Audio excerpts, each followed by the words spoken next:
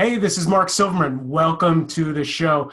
I have my friend and colleague, Chris Ogilvie here. Chris is a naturopath doctor of naturopath medicine, who changed my life, saved my life, got rid of my allergies, got rid of the pains in my hands, really helped me drop a bunch of weight in almost no time by some of his miraculous discoveries. Chris, tell everybody what you do.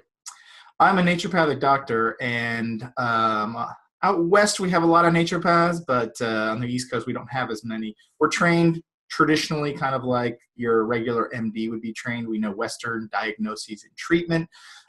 We also know the alternative, and we know nutrition, homeopathy, herbs, supplements.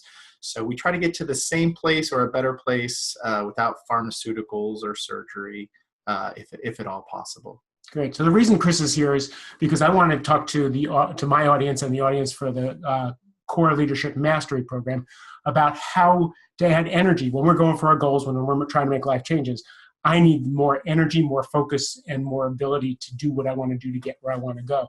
So Chris, I talk a lot about 1% changes, so that people aren't going to change everything all at once. It's kind of the way I do things, but it's not the most effective way for people to make changes. So I say incremental changes, 1%, just to make that shift. If people are going to do one thing to increase their energy and their focus and their ability to focus, what would that be? Yeah, I think the most obvious is eliminating the number one toxic, most inflammatory, most fatiguing food that we have in the United States, and that would be all wheat products. This isn't true. What am I going to eat if I don't eat wheat? It's one thing. I hear you. I know. Wheat in the United States tends to be completely toxic and inflammatory. What people notice when they get rid of wheat is that their energy goes up, their bones don't hurt, they have clarity of thought.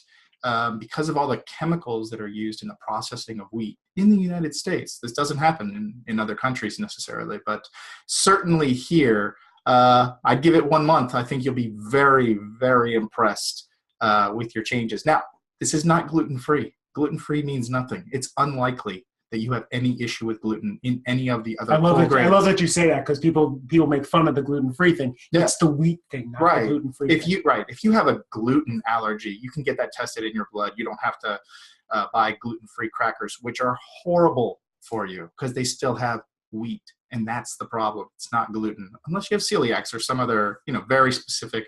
You don't. Most likely it's just wheat, so just avoid it. You can use brown rice pasta, quinoa pasta. Breads, I don't have a good solution for you. Maybe just cut them out for a little while. Again, give it a challenge. 1 month. If you're like my thousands of patients who have done this, you're going to feel great. Okay, so if they're going to take wheat out, what's one thing they can add to their diet that'll make the biggest impact, or add to their practice that will add to bang to their buck? Let's do something fun. How about organic, unsweetened, 100% chocolate into your protein smoothies that already have fruits to sweeten it, so you don't need, or you can add, a little bit of stevia maybe if you want to do a little bit of a honey, but get that chocolate in there. Cacao? Absolutely, yeah. Yep, as rich as it'll go. Try to keep the milk out. What we know is somewhere between 2 to 4 ounces is protective against cardiovascular disease, hypertension, those things. So yeah, let's ramp up the chocolate in the real chocolate.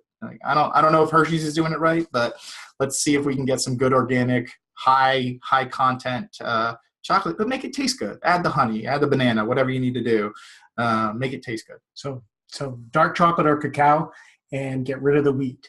Okay, so again, we're doing incremental things. So let's say someone does that. Yes. What's the next thing that they can do? I get a lot of people that walk in who are chronically sleep deprived. And I feel like this is something that's in the consciousness, but not really something that people are taking to heart. If you're getting 6 hours of sleep a night, you are chronically sleep deprived. What we need is 5 90-minute cycles. And the two most important are number 1 and number 5. Number 1 needs to be somewhere around 10 o'clock at night, so you can take advantage of the various phases of detoxification that go through the body, specifically the liver. But what we say is the hours before midnight are always more rejuvenated than the hours after midnight. So let's get to bed a little earlier, wake up a little earlier. And then the last one is where we start burning. We start burning fat for energy so that we can start waking up and moving in our day. There is no such thing as a night owl. There is a dysregulation in your biorhythms. You are not a night owl. If you don't have good night vision and other things do, you are not a night owl. Humans are meant to be asleep because we could be eaten at night. So everything goes back to prehistoric. Yeah, of course. I mean, it's not going to change. So if you can be in bed by 9:30, asleep by 10, ideal. And I know that a lot of people can't do that, but as close to that as possible, and make sure you get that fifth cycle. You got to get 7.5, and your body's going to be vary from 7 to 8. But we know lower than 7, higher than 8. Those are zones that are very difficult to maintain weight and energy. So we want to be somewhere between those 7 and 8. So great. Thank you. Chris, where can you be found on the web? drogilvie.com. Spell Ogilvie. Ogilvie. drogilvie.com. I'll put that down at the bottom of the video. Thank you for joining us. Thank you for your information. Thank you for changing my life. We're going to do more health-oriented conversations between me and Dr. Chris, Dr. Ogilvie. And if you like this, please share. Please comment on subjects that you'd like us to go deeper on, and we'll do more of these. Thank you. Love you. Have a great day. Thank you, Mark.